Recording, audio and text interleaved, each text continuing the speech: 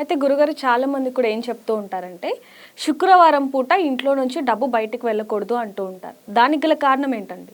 మరి శుక్రవారం ఇంట్లో నుంచి తెచ్చుకోవచ్చు బయట నుంచి. నీకు అదే శుక్రవారం నాడు నీ మొగుడుకో నీ కొడుక్కో నీ పెళ్ళానికో ఎమర్జెన్సీగా హార్ట్ స్ట్రోక్ వచ్చి హాస్పిటల్ తీసుకెళ్ళాలి.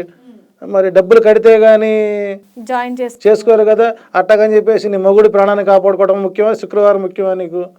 ఇదండి ఇట్స్ ఏ ఫులిష్నెస్. అంటే ఈ మధ్యకాలంలో మిడిమిడి జ్ఞానంతో చెప్పేటువంటి సిద్ధాంతులు రాద్ధాంతులు, వాడు ఏదో చెప్పాలి, చెప్పేవాడు వెంకటరామయ్య అయితే వినేవాడు భోషయ్య అనే సామెత ఉంది పల్లెటూరులో. సో కాబట్టి వాడి వాచాలని చెప్పాలి. ఇక్కడ డబ్బుకి తిథి నక్షత్ర వారాలతో సంబంధం లేదండి. నువ్వు చేసే పని మంచి రోజైనా మంచి పనైనా అమావాస్య అయినా ఆటంక పట్టదు అన్నారు. కాబట్టి ఇక్కడ డబ్బు అవసరం ఎవరికైనా కొన్ని సందర్భాలు ఆ సమయం వస్తుంది. సో అక్కడ అవసరమా కాదా ఆ సందర్భాన్ని బట్టి తప్పితే శుక్రవారం డబ్బులు తీను జాగ్రత్త శుక్రవారం అన్నదిన మాకు అంటే ఎలా వచ్చిందని జ్యోతిష్యుడు ఎలా చెబుతున్నారంటేనండి, సోమవారం నాడు శివుడికి ఉపవాసం ఉండండి తెల్లగుడ్డలు కట్టుకొని అని చెబుతాడు. అంటే తెల్లగుడ్డలు కట్టుకుంటేనే సోమవారం శివుడికి ఇష్టమా? లేదండి. మంగళవారం ఆంజనేయ స్వామికి మొహం ఒళ్ళంతా సింధూరపు రంగు రాసుకుని కూర్చో అంటారు. దానివల్ల నీకు శరీరం మంచి గ్లామర్గా వస్తుంది, తలకు రంగేసుకోకరని చెబుతారు. బుధవారం నాడు గణపతి పూజ చేయండి ఆకుపచ్చ గుడ్డలు వేసుకొని అంటారు. గురువారం శాండిల్ కలర్ బట్టలు వేసుకోండి అద్భుతంగా ఉంటుందంటారు. శుక్రవారం మల్టీ కలర్ చెక్ సెట్ వేసుకుంటే బాగుంటుంది. శనివారం నల్ల గుడ్డలు, ఆదివారం గుడ్డలు తీసుకు కూర్చోవాలి. ఆదివారం గ్రహాలు లేవు కదా, కడుగుడ్డలు తీసుకు కూర్చోవాలి.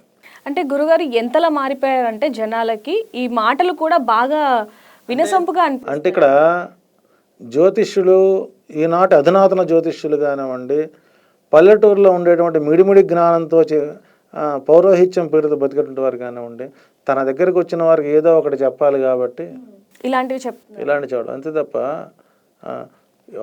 ఊళ్ళో ఎవరో చనిపోయారు, భర్త చనిపోయినాడు, చనిపోయిన తర్వాత 13వ రోజు తర్వాత ఆ పోయిన జీవికి మన సంబంధం లేదు. అయినా మీ నాన్న పోయామమ్మా, నీ మగుడు పోయాడమ్మా, 1 సంవత్సరం పాటు నువ్వు గుళ్ళకు పోకూడదు, గోపురాలు పోకూడదు, పండగలు పోకూడదు, పక్కింటికి పోకూడదు, ఎదురింటికి పోకూడదు అని ఒక అనాచార సాంప్రదాయ పద్ధతిలో పల్లెటూర్లు బాగా చొప్పించారండి.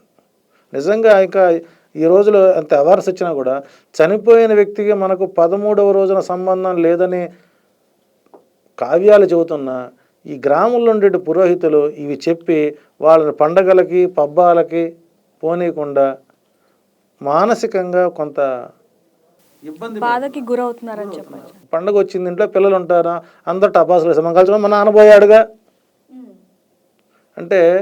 అయితే ఈ పురోహితుడి ఇళ్లలో 13వ రోజు చెప్పగానే గుళ్ళెకలు పూజ చేసుకుంటాడు, విహారయాత్రలు చేస్తాడు, ఇక రకరకాల పనులు చేస్తాడు.